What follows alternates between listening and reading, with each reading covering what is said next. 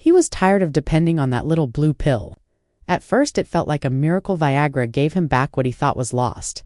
But over time, it became a crutch, a silent pressure. If he forgot to take it, the evening turned into tension. If he took it, his heart raced, his face flushed, and he felt artificial, like his body was being forced instead of flowing. At 61, he started asking himself, is this really the only way? That's when he heard about a natural fruit known more for summer barbecues than bedroom miracles: watermelon. And what happened after he gave it a try changed his life, and possibly his marriage. He learned that watermelon wasn't just a refreshing snack, it was a biochemical powerhouse, rich in an amino acid called citrulline, which the body converts into arginine, then into nitric oxide, the same pathway used by Viagra. But this time there were no side effects, no racing pulse, no timing pressure.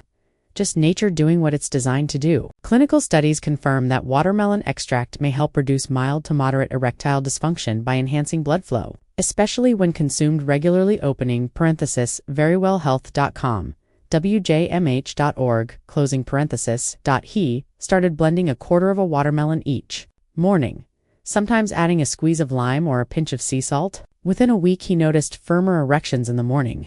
Within 2, his energy felt more steady. His wife noticed too, not just physically but emotionally. He was more present, more relaxed, more confident. He no longer approached intimacy with fear of failure. That anxiety, the invisible weight men carry when performance becomes uncertain, started to lift. But he wanted to be sure it wasn't just coincidence. So he dug into the research. He discovered that the citrulline-arginine nitric oxide pathway directly impacts the smooth muscle relaxation in penile tissue, that the antioxidants in watermelon also protect endothelial cells, improving overall vascular health. He even read that some researchers called watermelon nature's Viagra, not as strong, but far safer and sustainable for long-term health. More than that, he began pairing this habit with other small shifts. 20 minutes of walking every morning to boost circulation, magnesium-rich foods like pumpkin seeds and spinach, and ensuring he got 7 to 8 hours of sleep each night. Because, as he learned, it's not just about one fruit, it's about creating the environment for performance to thrive. He didn't share this with anyone at first. It felt too personal. But after a month, he spoke to a friend, one who also quietly relied on prescription ed pills. His friend laughed in disbelief.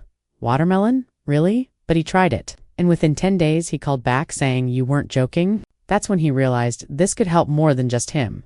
The first block ends here with a clear picture.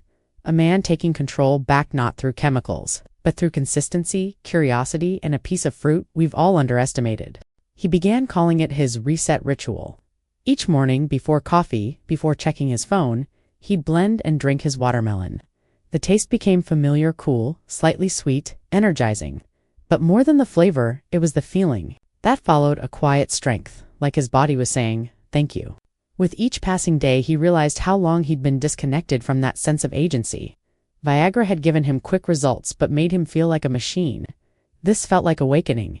He became more present with his wife, not just in bed, but in small daily moments. Conversations felt richer. Touch had intention again. He wasn't just reacting to life, he was participating in it. And it wasn't about proving anything. It was about reconnecting with something deeper, his vitality, his manhood, his confidence. And when he dug deeper into the research, everything began to align. A 2011 study showed that citrulline supplementation significantly improved erection hardness in men with mild ED without any of the side effects associated with PDE5 inhibitors. Urologygroup.com, wjmh.org. More recent studies suggest that watermelon, particularly when consumed raw and regularly, naturally supports blood vessel dilation and even testosterone regulation.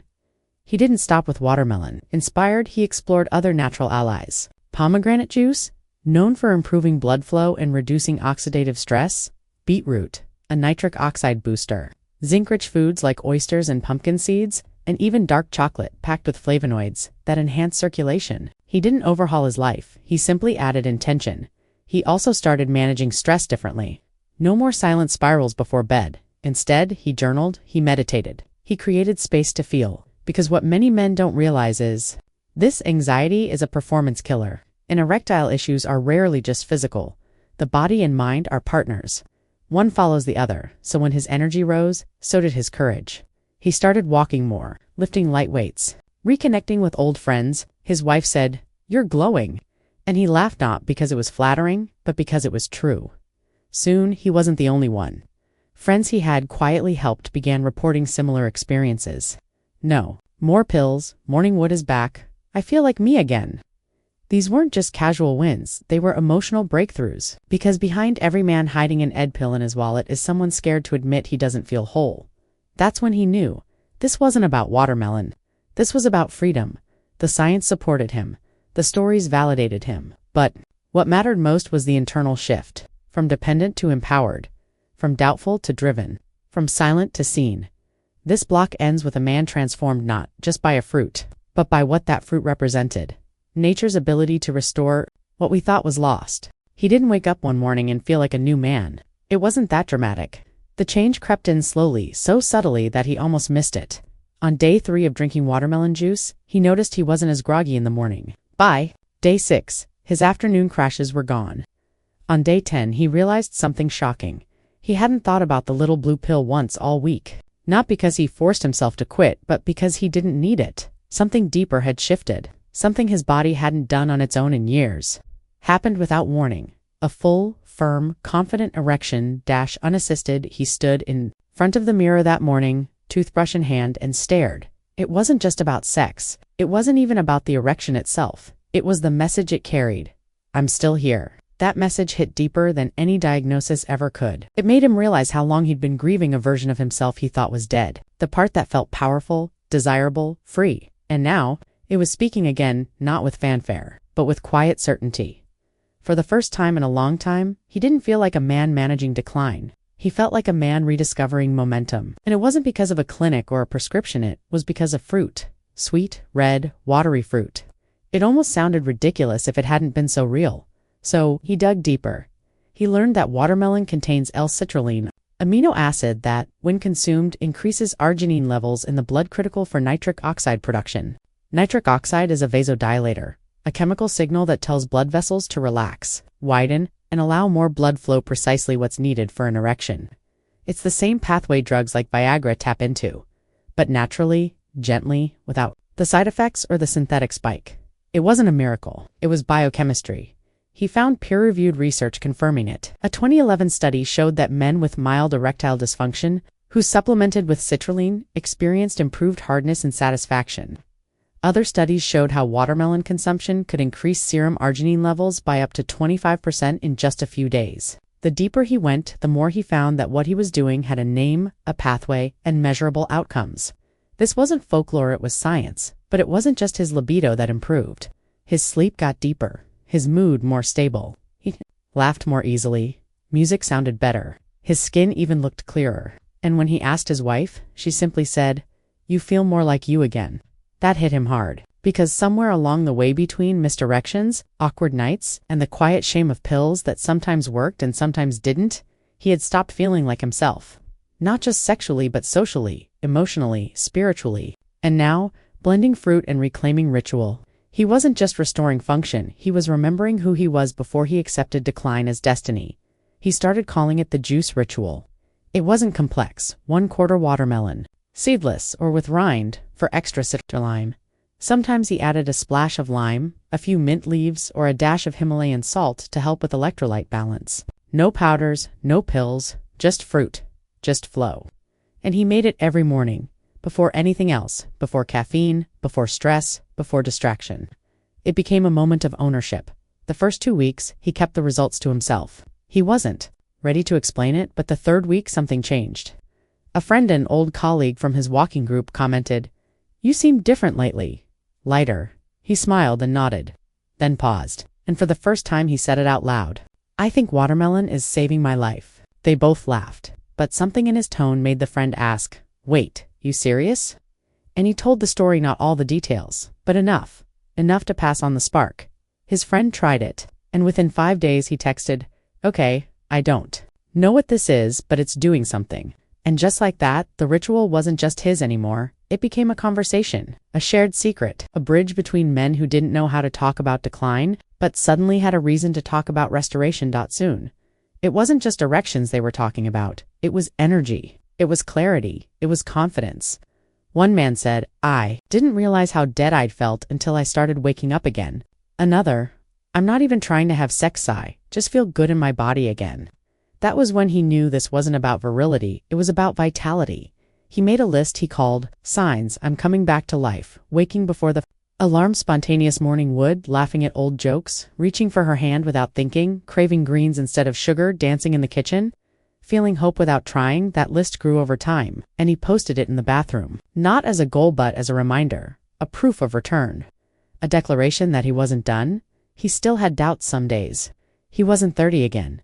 He had aches, he had questions, but he also had something stronger than youthy, had clarity. That every morning he chose life over loss, that every time he blended watermelon, he was practicing belief, and belief, it turns out, is the most powerful supplement of all. It started with watermelon, yes, but what it became was something much larger, something that didn't fit in a blender or a glass. It became a philosophy, a quiet rebellion, a middle finger to the belief that decline is inevitable. He began seeing his entire life through a new lens. The way he ate, walked, breathed, everything shifted. He no longer moved out of habit, but out of awareness. He no longer consumed out of impulse, but out of intention. He read more, dug into trials, white papers, forums full of men just like him. He wasn't alone. There were thousands of men silently wrestling with the same fear. Is this it? Some were hiding it behind jokes, others behind silence. But all of them, every single one, wanted the same thing. To feel like a man again, not for ego, not for conquest, but for connection, for peace, for presence. He came across a longitudinal review that stated nearly 52% of men over 40 report some form of erectile dysfunction, but only 15% ever seek help. Why? Because the issue isn't just physical, it's cultural, it's psychological. It's the voice in your head that says, you're not enough, every time your body doesn't respond on command, and it's the silence that follows the pretending, the withdrawing, the slow erosion of confidence. That's what he had felt, and now that's what he was dismantling. He discovered that erectile function isn't a singular process, it's the sum of dozens of small systems: blood flow, hormone regulation, neurological communication, psychological safety, stress balance, cardiovascular health. Viagra forces one of those systems to obey. Briefly, watermelon. It invites all of them back into harmony. He began experimenting beyond the fruit, not drastically, just layering simple things, one at a time: beets, pomegranate, a touch of ginger, magnesium-rich spinach, foods that also support nitric oxide, testosterone balance, and circulatory repair. He reduced processed sugar, not because someone told him to, but because he felt the difference when he did. Sugar dulled his mind, slowed his recovery, dried out the energy he'd just reclaimed.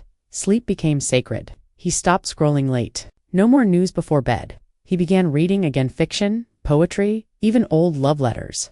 He reconnected with the part of himself that felt pleasure in stillness. He noticed how often performance issues were rooted in exhaustion, not dysfunction. And he finally understood that a strong erection isn't a badge of masculinity. It's a symptom of well-being. One night, lying beside his wife, she whispered, "You're more here than I've felt in years." And he wept, not from shame, this time, but from relief. Because the silence between them had never been about sex. It was about disconnection. And now, as their fingertips touched without expectation, he realized this whole journey wasn't about getting hard. It was about getting close. He started journaling everything. Not just what he ate or how he slept, but how he felt before and after intimacy. What thoughts were swirling before he reached for her? What memories triggered hesitation?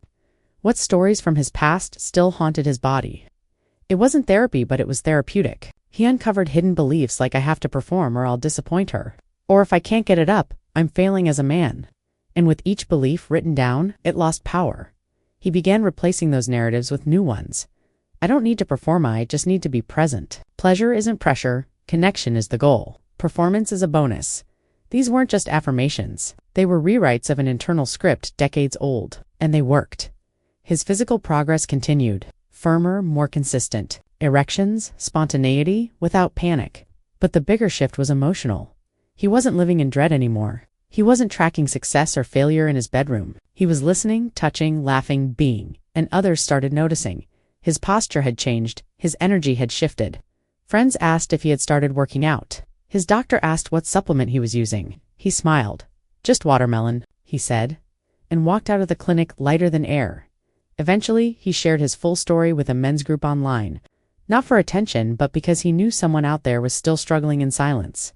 Within hours, messages poured in. Men from all over the world. I thought I was alone. I'm scared to talk to my wife. I'm 55 and feel invisible. Some were young, some older, some gay, some straight, but all united by one truth. They wanted their bodies and their lives dashed back. He sent them the basics. No affiliate links, no programs, just watermelon in the morning, movement every day, sleep with intention, connection over performance, breathing through fear instead of numbing it. The simplicity struck them. One man wrote, "I've tried everything, and this is the first thing that feels like mine." That's when he understood this wasn't just about recovery. It was about reclamation of autonomy, of rhythm, of manhood defined not by function but by presence.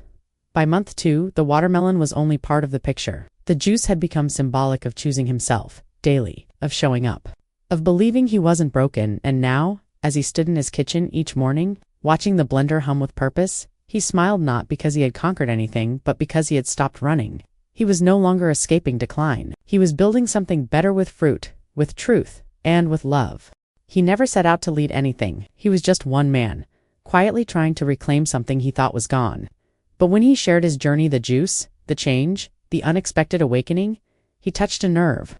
The ripple was immediate. Messages came in from men he'd never met, from all over the country. Some hesitant, some urgent. All of them real. They were men in their 40s, 50s, 60s, even 70s. Men who had silently carried the same shame he had once buried deep. They wrote things like, "I've never told anyone this, not even my wife," or "I thought it was just me." One man simply wrote, "Thank you for saying what I couldn't." What began with watermelon juice became something far more powerful, a reconnection to identity, to courage, to life. He started documenting everything, not just for himself, but for the hundreds of men who had started asking, "What exactly are you doing?"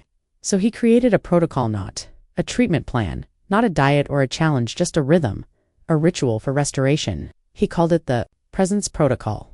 It went like this: drink 1 glass of fresh watermelon juice every morning on an empty stomach. Add rind if possible. Cut out refined sugars and processed foods for at least 10 days. Move your body daily, walk, stretch, breathe deeply. Sleep 7 to 8 hours tech-free after 9:30 p.m. Write one truth every morning. How you feel, what you fear, what you want. Practice intimacy without goals. Just touch, just presence. Say this out loud daily: I am not broken, I am returning. He didn't invent these principles. They were things he discovered along the way, from trial and error, from listening to his own body. But when he shared them, something clicked in other men too. The feedback was overwhelming. I had morning wood for the first time in 5 years. My wife and I talked in bed for 2 hours without shame. I feel lighter emotionally. And physically, it's not about erections anymore. It's about feeling like myself again. But it wasn't all success. Some men relapsed into old habits. One man wrote, "I tried. Then I stopped. I went back to the pill. I feel like I failed." And he answered him the way he wished someone had once answered him. "You didn't fail, you just paused. Start again. That's all this ever is, starting again." He reminded every man that this wasn't a test. There were no grades. Only practice. Only progress. That restoration isn't linear. That guilt is the real thief, not age, not biology. Over time, he began to see patterns. The ones who committed, who drank the juice, moved their bodies, breathed with awareness, slept with intention, didn't just regain erections. They regained presence, confidence, joy. They stopped obsessing over performance and started living. In connection, he started small virtual circles. No cameras required. Just men, showing up week after week. Sometimes there were 10, sometimes 50, sometimes only 2. But it didn't matter. Because what was being rebuilt wasn't just physical, it was human. The topics varied. What it means to be intimate after 50, releasing performance anxiety, the connection between food, blood flow, and desire, reclaiming masculinity without the need to prove anything, talking to your partner about shame. And slowly, what had once been an individual journey turned into a quiet movement. Some participants gave it a name. The men who came back. Men who had once disappeared inside themselves and were now walking taller, speaking louder, showing up fully. It wasn't about becoming who they used to be. It was about becoming who they were meant to be now. Their stories poured in. A 58-year-old man who threw away his pills after 3 weeks and never looked back. A 72-year-old who said, "I haven't felt this awake in decades." A recently divorced man who said, "I stopped hiding from the mirror." He was deeply moved by the women who began reaching out to wives, partners, daughters. Some whispered. Some cried. They said, "He's smiling again. He touched me like it was the first time. I didn't know how much I missed him until he came back." Those words hit differently. because for years he had believed that his problem was his burden alone, but now he saw how it had affected everything: his marriage, his mood, his presence. And healing, he realized, wasn't just personal, it was relational, generational. And so he kept going, not as a leader, not as a healer, but as a reminder that restoration is always possible, that the body can remember its way back, that there is life and desire and connection waiting just beyond the silence. Today, when he wakes up and slices that watermelon, it's not just for his body, it's for his soul. It's a declaration that he chooses to return, that he's still becoming, that this is not the end of his story, but the beginning of his comeback. And for every man still doubting, still hiding, still wondering if it's too late, he offers only this: try. Not for perfection, not for someone else, but because you deserve to feel alive again. By the third month of his journey, everything around him had changed, but not in dramatic ways. There were no parades, no sudden transformations on magazine covers, just the small, steady return of presence. He no longer checked himself in the mirror for signs of dysfunction. He no longer rehearsed excuses in his head. His days had slowed not because he was aging, but because he was finally living, and that presence, that grounding, began to ripple outwards in ways he never expected. He noticed it in the way he listened, really listened to his wife, to his children, to his own thoughts. The noise had faded, the urgency had softened. It wasn't just his erection that had returned, it was his emotional capacity. He could now be with discomfort without fixing it. He could hold silence without feeling shame. In one of the men's calls, a man in his late 60s spoke for the first time. He had listened quietly for 5 weeks. This time his voice cracked with emotion. He said, "I didn't realize how much I'd shut down. I stopped touching my wife, not because I didn't want her, but because I couldn't face myself. And now, I held her hand this week. That's all. But it felt like everything." No one said anything for a long time. They didn't need to. That moment stayed with him because for all the conversations about blood flow, nutrition, hormones, and sleep, this was the real medicine. This was the healing men had longed for, not just harder erections, but softer hearts. The ability to be intimate without proving anything.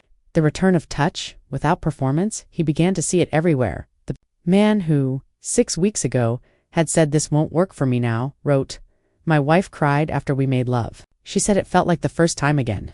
The man who was ready to give up now said, "This is bigger than sex. I feel like I've been born into a second adulthood." And the most surprising messages, they came from the men who hadn't seen immediate results, the ones still in the struggle. They said, "I haven't had full results yet, but I'm no longer scared. Even if it takes months, I'm finally doing this for me. I'm healing in ways I didn't know I needed." He realized something profound.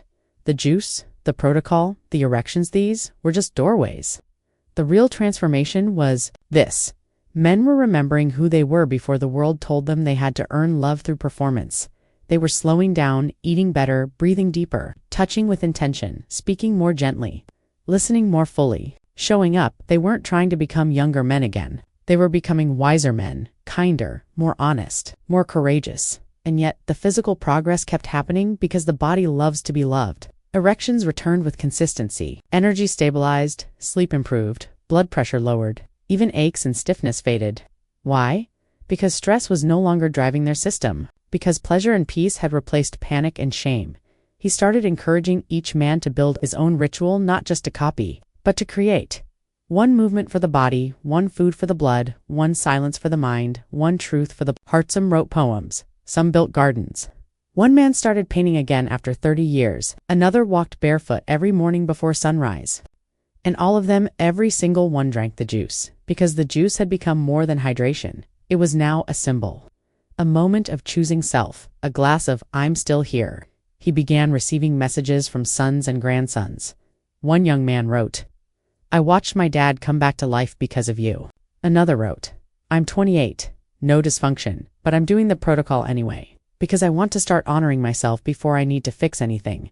That moment shattered him in the best way. Because he knew then this wasn't just about middle-aged men healing. It was about redefining masculinity for the next generation.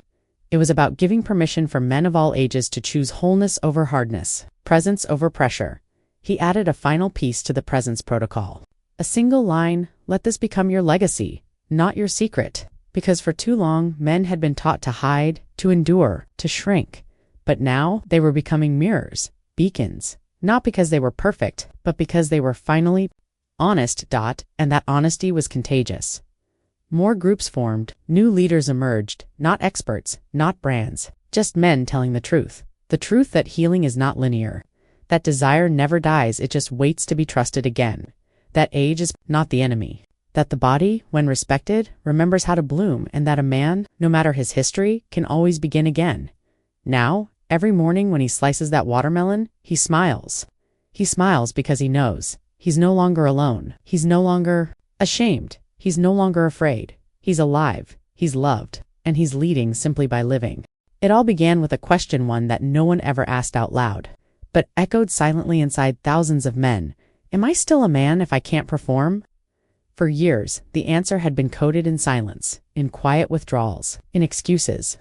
In nights spent pretending everything was fine, he had carried that question in his chest like a weight, like a shame he couldn't name, until the day he decided to do something radical, not dramatic, not loud, just radical in its simplicity. He blended a glass of watermelon juice, he drank it, and he listened, not just to his body but to what had been buried beneath years of pretending. Now, many months later, that juice is still part of his morning.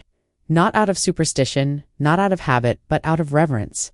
It's not just fruit. It's not just nitric oxide or it's not even about erections anymore. It's about remembering every time the blender whirs. It reminds him, I chose to come back. He came back to his breath, to his skin, to his wife, to his reflection, to his voice, to his hunger, not just for sex, but for life. And this journey, what started as one man's quiet return, had become something bigger than any of them expected. He looked around and saw men waking up, not aggressively, not performatively, but softly, with reverence, with grief, with laughter. They were making eye contact again, taking deeper breaths, holding hands without panic, sitting with their partners in silence, no longer afraid of what might not happen, because something was happening even in the stillness presence. Some of them still needed time. Some of them still struggled. But they had language now, community. Practice. They weren't broken, they were rebuilding, and they were doing it without shame. He wrote something in his journal one morning, and it became a kind of closing mantra. He called it the return code. It was simple, just a few lines. I am not the version of myself that stopped trying. I am the one who rose again. I don't need to perform to be powerful. I don't need to be hard to be whole. I am present. I am worthy. I am becoming. He began closing every men's call with those lines, and every time someone cried, not because they were sad, but because something old was dissolving. An armor, a lie, a silence. He had seen what Viagra could do. He respected what medicine could offer. But what this journey offered, what watermelon, breath, movement, and honesty unlocked, was something no pill ever could. Integration, a full body. Yes, the return of trust, doubt. Now, when he walks through his home, there's no tension in his shoulders. He touches his wife's waist in the kitchen, not to lead to anything, but just because he can. They sit closer on the couch. They sleep entangled. They wake smiling. And perhaps the most beautiful part? She didn't care if he ever got hard again. She just wanted him back. And now she has him. Fully, deeply, tenderly. This is the part, no. One talks about that male sexual health is not a function, it's a relationship between the man and his body, between the man and his story, between the man and the space he creates for connection. The juice, it was never the point. It was the portal. To presence, to sovereignty, to love. And now, to you who has come this far, who has read each word, who maybe feels the tug of something deep and unspoken inside your chest, offer only this. You are not broken. You are not behind. You are not too late. You are waking up. You are worthy of restoration. You are the man who chose to return, and every morning you rise, you have the chance to choose again. So today, slice the fruit, breathe slowly, touch gently, speak honestly, love without pressure, live without apology. This isn't a comeback. This is your homecoming. Welcome back, brother. You were missed.